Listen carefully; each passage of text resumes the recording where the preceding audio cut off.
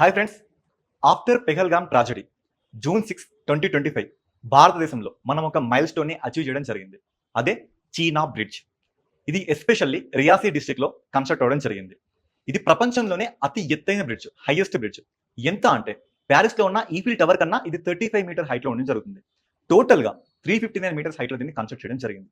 So దీనివల్ల మనకి speciality ఏంటి అంటే ఉదంపూర్, శ్రీనగర్, బారాముల్లా ఈ రైల్వే లైన్ టోటల్గా 272 కిలోమీటర్ ఉండడం జరుగుతుంది. ఈ ఎంటైర్ రైల్వేలో ఇదొక పార్ట్గా కన్స్ట్రక్ట్ చేయడం జరిగింది. ఇందువల్ల కత్రా నుంచి శ్రీనగర్కి వెళ్లే టైం 7 అవర్స్ పట్టేది ఇప్పుడు 2 to 3 అవర్స్ ఫినిష్ అవ్వడం జరుగుతుంది.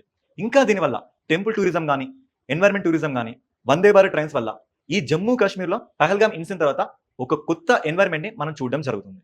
సో దీన్ని హిమాలయాలో ఉన్న కఠిన పరిస్థితులను తట్టుకునే విధంగా, ఎస్పెషల్లీ సిస్మోగ్రాఫ్ మీద 8 తీవ్రత వచ్చే భూకంపాలు తట్టుకునే విధంగా, 200 కిలోమీటర్స్ ఎబో వచ్చే గాలుని సైతం తట్టుకునే విధంగా దీన్ని కన్స్ట్రక్ట్ చేయడం జరిగింది.